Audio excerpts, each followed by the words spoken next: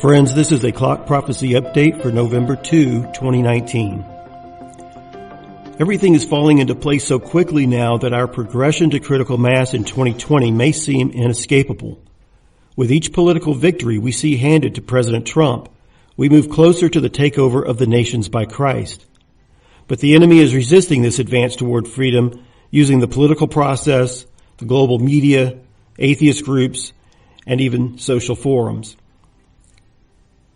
Satan knows that Messiah will rule the earth from Jerusalem, and his contempt for the United States is due to the fact that America was raised up, as was Trump, for the defense of the Jewish state. His assault on both America and Israel has reached a fevered pitch.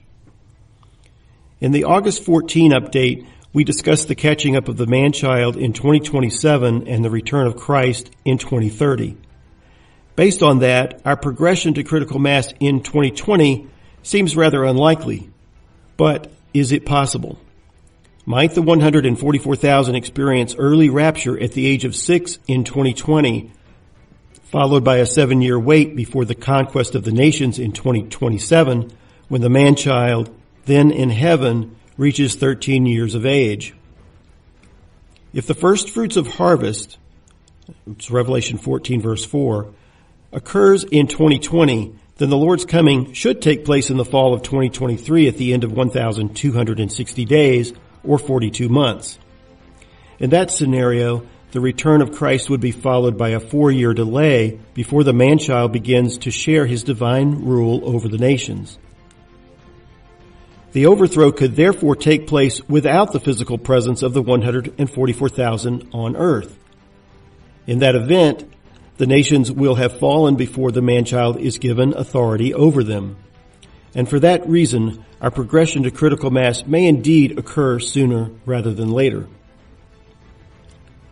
In chapter 4 of my book, I discussed Daniel's prophecy for the dividing of the 70th week by the death of Messiah, and how this reduction in time was fulfilled by Jesus himself during his ministry to the Jews. That would explain why John refers only to a period of 1,260 days, not 2,520 days, in the book of Revelation. I believe the catching up of the 144,000 will take place at the start of these 1,260 days.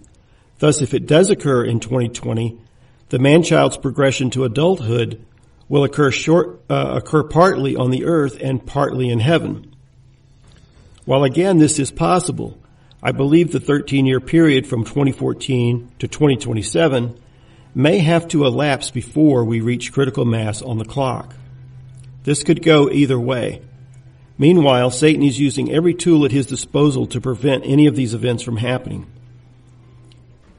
Here are 3 in particular that he is trying to thwart. Number 1, the re-election of President Trump in 2020. 2, the success of Brexit in the UK. And by the way, there is an upcoming December election for Brexit again that the globalists will probably attempt to use to prevent Brexit. Number 3, the rule of King David, Benjamin Netanyahu, over Israel. God may, in fact, allow Satan to prevent all of these from happening in a show of his divine wisdom before the destruction of Rome, when a meteor strikes off the coast of Italy and the 7 trumpets of the 7th seal begin. Remember that when Judas betrayed Christ, God's plan of salvation was not impeded, but rather accelerated, despite Satan's best efforts. In chapter 6 of my book, the future king of England is identified as the biblical Antichrist using the divine structure of the Bible. His time of birth occurs at exactly the arrival of the second beast in Revelation 13 verse 11, which is how I came to understand the true meaning of 666. This is also how we know England will be the platform from which the Antichrist promotes the fallen Obama and his image, a robotic prosthesis designed to compensate for his disability after surviving a near-fatal head wound, before Satan uses both of them in a final attempt at global tyranny. Britain's desire for freedom is, like President Trump in America, a catalyst designed to bring us to the early trumpets of the 7th seal at the start of our four-part harvest, outlined by Jesus in his parable of the vineyard.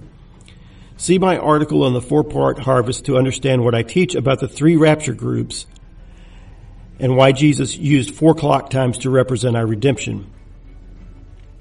We are watching for the global elite to sacrifice Obama, as stated in Revelation 13, verse 3, and a false flag meant to target President Trump and his supporters in the days ahead.